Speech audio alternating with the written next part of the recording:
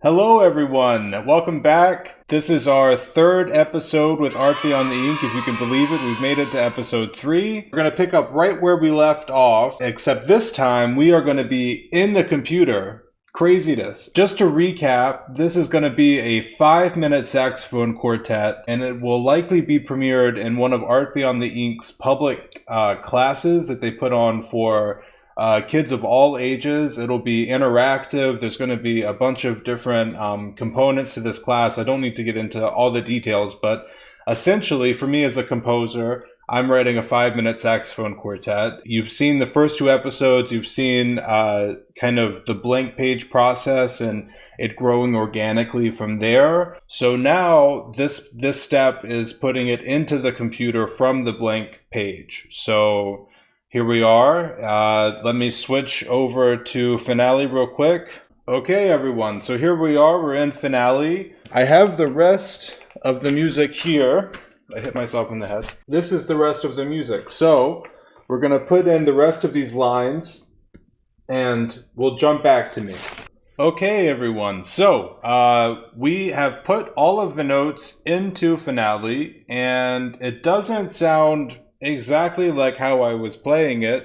That's sort of the nature of the beast when we go into the computer, and that's sort of actually not the worst part of the process. I think maybe it's a good thing as a composer for you to be forced to really put your ideas down and maybe be a little bit challenged to notate something well.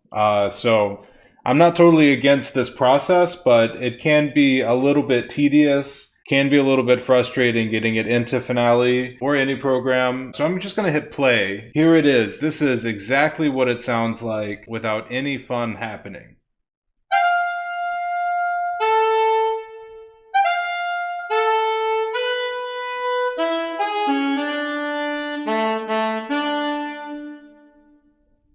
This is the second line.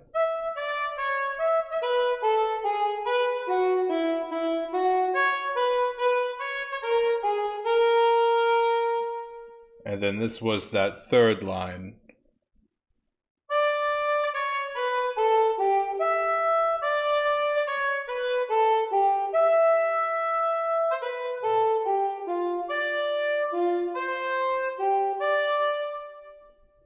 Okay. So that is that's Genesis. That's what we came up with on the blank page.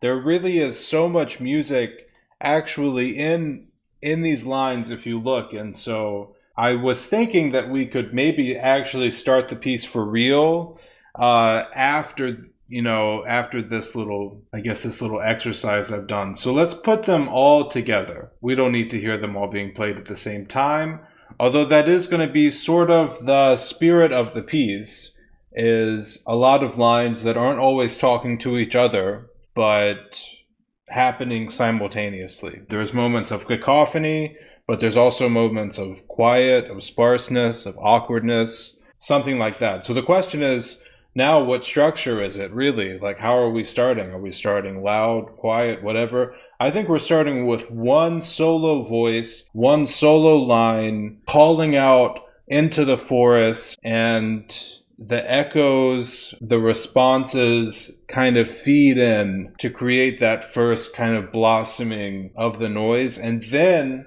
I think we go way down in register, deep to the low bari sax, and really have some bari sax moments. After that, I don't know, but that's like 5 episodes from now. So let's let's write all of that stuff down. Okay, I don't mind this as the opening, but maybe there is a better way. I'm just going to move it over.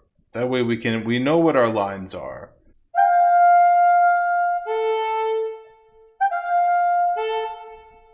I think I want it to be more sparse in this opening section.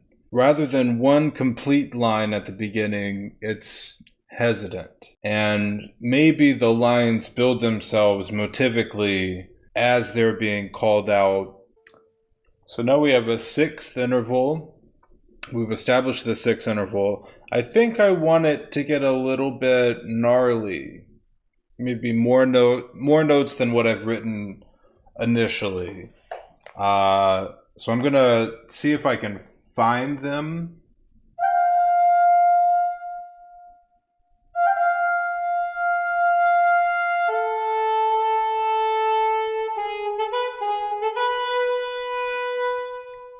Okay, so we have this sort of call and response, if you will, or maybe more like a dovetailing between the first and second saxophone. And I like this idea because it's sort of implying that a conversation is happening, right? They're finishing each other's sentences or carrying on from each other in a way that I think is kind of interesting. It might be a very natural way to build up this sort of organic cacophony kind of vibe that I'm trying to build. I like this idea of the opening call, but also I don't like that the first saxophone kind of answers himself in measure 2. And then there should be something else answering it before the second call.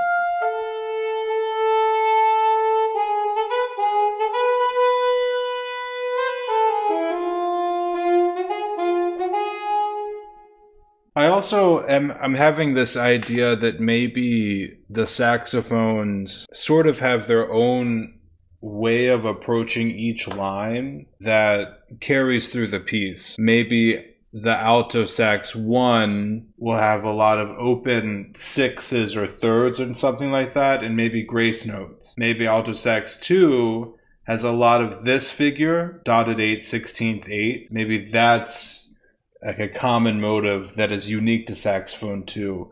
That way they are kind of their own individual within the unit, sort of how we all are, right? Like any animal would be, it would have its unique call, its unique style. So maybe it isn't so homogenous between each instrument.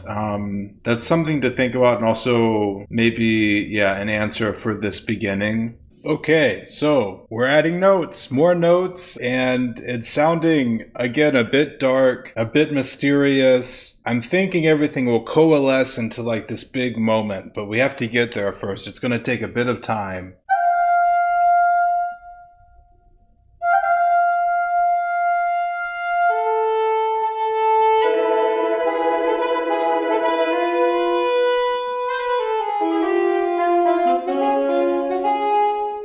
We bumped the tempo up a little bit. I think it's dragging just a touch. We're moving along. We have a little bit of this last motive here. I've tucked it in just towards the end of what I've written so far. Let's see if it works. That's the process, right?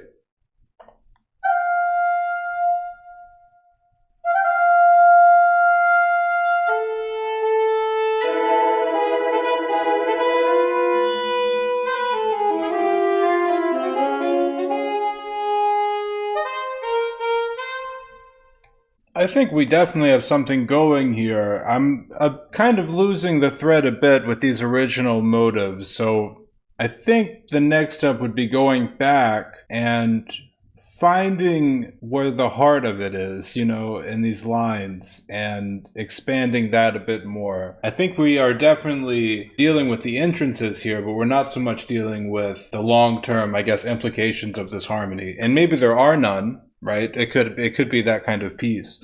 Although I would like there to be a bit more cohesion.